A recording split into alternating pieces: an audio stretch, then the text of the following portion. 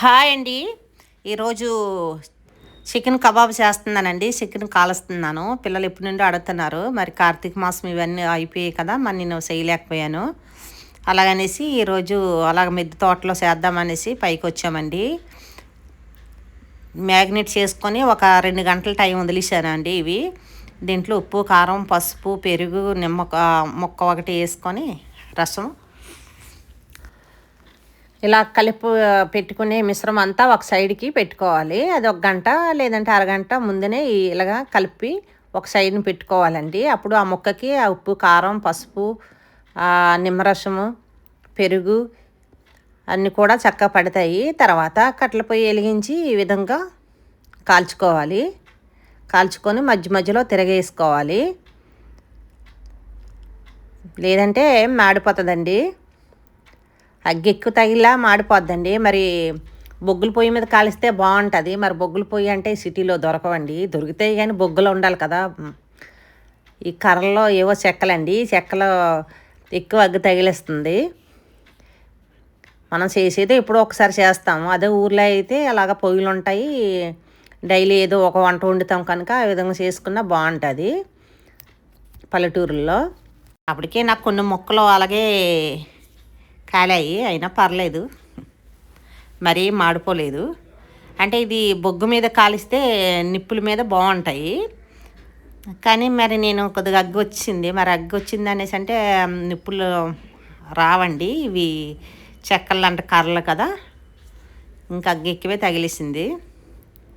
అయినా సరే చక్కగా కాలుస్తాను ఇలా తిరిగేసుకుంటూ మధ్య మధ్యలో. వీటి కోసం ఎంతో దూరం వెళ్ళిపోతారండి తినడానికి. మన ఇంట్లోనే చేసి పెడితే పిల్లలకి ఎంతో ఆనందం కదా. ఇప్పుడు కందనం కాయలండి, ఇవి కూడా కాల్చి మమ్మీ అన్నారు. ఇవి ఒక 5 తెప్పించాను. 5 చక్కగా కడుక్కొని 5-6 సార్లు చక్కగా కడిగానండి. కడిగేసి ఉప్పు, కారం, పసుపు దీనికి కూడా అలాగే వీటికి కూడా కట్టెల పొయ్యి మీదే చక్కగా కాల్చుకున్నానండి. ఈ విధంగా ఇవి కాలిస్తే టేస్ట్గా ఉంటాయండి. ఈ కందనం కాయలు చాలా టేస్ట్గా ఉంటాయి. ఇవి కొన్ని ప్రాంతాల్లో దీన్ని గుండెకాయలు అంటారు. ఇవి ప్రాంతాలు బట్టి ఊర్లు బట్టి వీటి పేర్లు వేరు వేరుగా ఉంటాయండి. కొందరు కందరం కాయలు అంటారు, కొందరు గుండెకాయలు అంటారు. కొన్ని ఊర్లో వేరులాగా కూడా అనుకుంటారు. మరి అన్ని పేర్లు అంటే నాకు తెలియవు. తెలిసివి ఉంటే అవి నేను చెప్తానండి. చూడండి, ఈ పచ్చని ప్రకృతి మధ్యలో అలా కాల్చి పెడితే చల్లగా ఒకటండి. ఈ కాలం మరి చలి ఎక్కువగా ఉంటుంది కదా. పిల్లలు ఎంతో ఆనందపడ్డారండి. వాళ్ళు ఎంజాయ్ చేశారు సండే కదా అనేసి. వాళ్ళకి సెలవు దొరికేదే సండే అండి. ఆ సండేలో ఆ మాత్రం వాళ్ళ ఆనందం కోసం మనం చేయవలసిందే, తప్పదండి. ఇలాగా ఒక 5 తీసుకున్నాను. 5 తీసుకుని ఉప్పు, కారం, పసుపు, నూనె అన్ని పట్టించి ఇంకా అలాగ వేసుకొని కాలుస్తున్నానండి.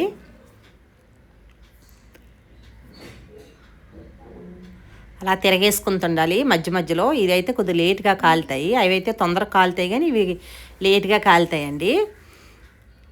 నీరు చూడండి ఎలాగొస్తుందో. దాంట్లో లోపల ఉండే ఆయిల్ అంతా బయటకు వస్తుంది. ఇందులో కొవ్వు ఎక్కువ ఉంటుంది, కొవ్వు పదార్థం.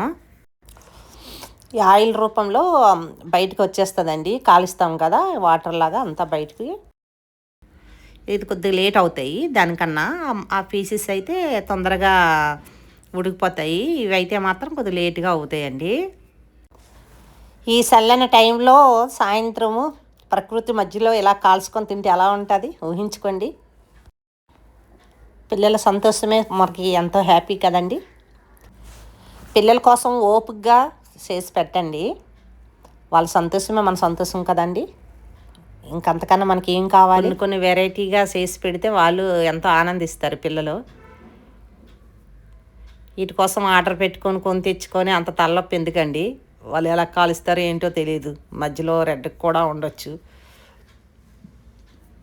కాల్చి పెట్టేది టేస్ట్గా ఉంటుందండి. ఫ్రై చేసే కన్నా కాల్చేది వేరే స్మెల్ కూడా డిఫరెంట్గా ఉంటుంది. టేస్ట్ కూడా బాగానే ఉంటుందండి. ఇంకా అంతా చక్కగా అయిపోయింది. ఇంకా తీసి సెంటర్లో ఇలా కట్ చేసుకొని అరటాకు మీద ఇంకా పిల్లలు తింటున్నారు.